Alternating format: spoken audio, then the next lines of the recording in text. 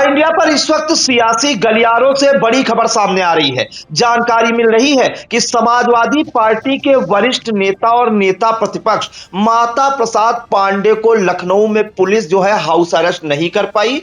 बताया जा रहा है कि वो पहले से दिल्ली में ही मौजूद थे। अब उनका जो है नोएडा जाने का प्लान है। पूरी अपडेट के लिए हम सीधे फोन लाइन से जुड़ते हैं इंडिया के editor in chief doctor Pankaj Singh Gaur ji के पास। सर, नोएडा में जो फैक्ट्री कर्मचारियों का बवाल हुआ था उसको लेकर अब सियासत भी तेज हो गई है। पहले पुलिस ने यह दावा किया कि उन्हें लखनऊ में हाउस अरेस्ट कर लिया जाएगा, लेकिन वो लखनऊ में मौजूद ही नहीं थे, वो पहले से दिल्ली में थे। अब सर उनका नोएडा जाने का प्लान है, तो क्या कुछ पुलिस ने रणनीति बनाई है? क्या वो नोएडा पहुंच पाएंगे? क्या कुछ सर चर्चाएं हैं? देखिए प्रांशु, आपको बता दें कि नोएडा में अब माहौल धीरे धीरे शांत हो रहा है। इस बीच समाजवादी पार्टी ने 10 नेताओं का एक प्रतिनिधिमंडल, जिसका नेतृत्व नेता प्रतिपक्ष जो कि कर रहे हैं उत्तर प्रदेश के माता प्रसाद पांडे, उनको लेकर के एक वीडियो देर रात आता है कि उन्हें लखनऊ में उनके घर के बाहर पुलिस की मौजूदगी दिखाई देती है और ये बताया जाता है कि माता प्रसाद पांडे को हाउस अरेस्ट कर लिया गया है। यानी नोएडा पहुंचे उससे पहले ही उन्हें घर में कैद कर दिया गया है और बाहर पुलिस फोर्स को तैनात कर दिया गया है।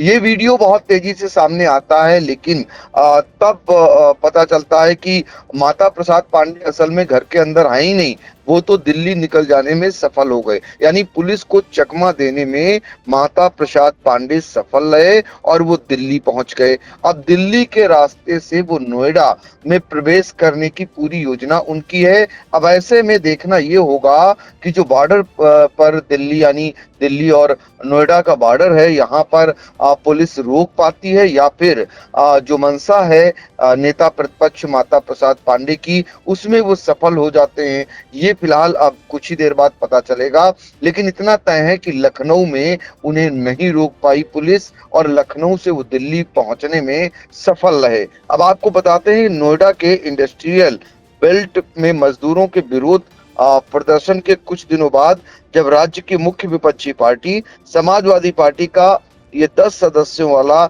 एक प्रतिनिधिमंडल आज यानी शुक्रवार को मजदूरों से मिलने नोएडा आने वाला है, तो उससे पहले ये घटनाक्रम बता रहा हूँ। आप देख ही रहे हैं योगी राज में जब भी कोई विपक्ष का विरोध प्रदर्शन होता है तो उसे नाकाम करने के लिए पुलिस जो है आगे आ जाती है और पुलिस ज्यादातर नेताओं के यहाँ उन्हें हाउस अरेस्ट करने का काम करती है, उन्हें यानी कि नजरबंद करने का काम करती है ताकि वो वहां ना पहुंच पाए और कोई वहां पर ऐसी स्थिति ना बन पाए। तो इसमें इस बार भी वही नोएडा पुलिस करती हुई बल्कि नोएडा क्या उत्तर प्रदेश की पुलिस करती हुई नजर आ रही है।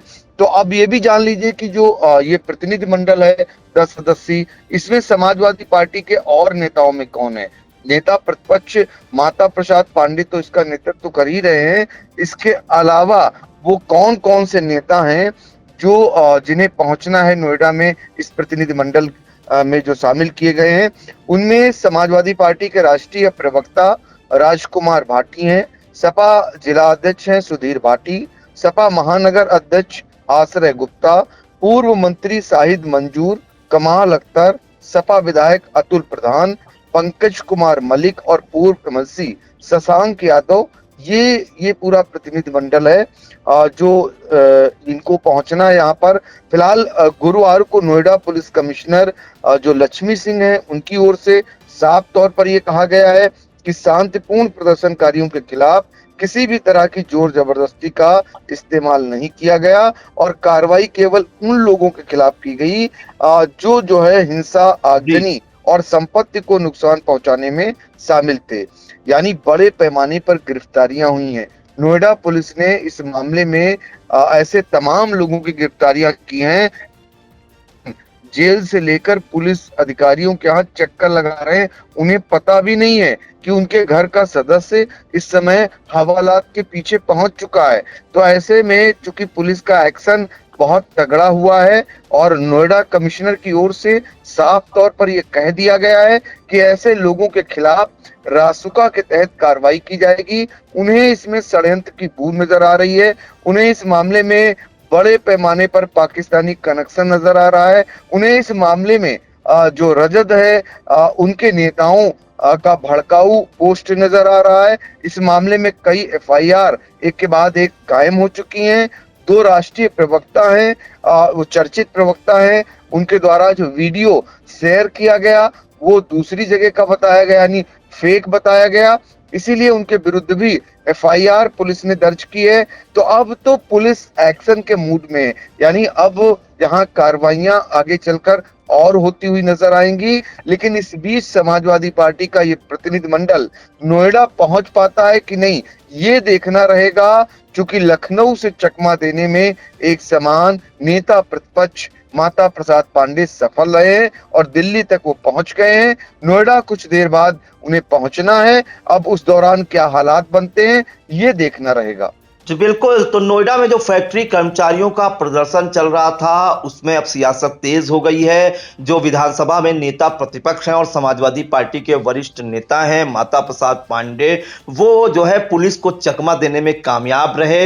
लखनऊ पुलिस उन्हें हाउस अरेस्ट नहीं कर पाई और वो पहले से ही दिल्ली पहुंच गए। अब जो है समाजवादी पार्टी का 10 सदस्यीय प्रतिनिधिमंडल नोएडा जाने की तैयारी में है। अब यह देखना रहेगा कि पुलिस उन्हें नोएडा जाने से रोक पाती है या नहीं, या फिर समाजवादी पार्टी का यह 10 सदस्यीय प्रतिनिधिमंडल फैक्ट्री कर्मचारियों से मुलाकात करता है और अगर मुलाकात होती है तो क्या बातचीत उसमें निकलकर सामने आएगी, वो भी आई इंडिया दर्शकों तक पहुंचाने का प्रयास करेगा। सर, महत्वपूर्ण जानकारियों के लिए आपका बहुत बहुत धन्यवाद। खबर आपकी, नजर हमारी। देखते रहिए आई इंडिया।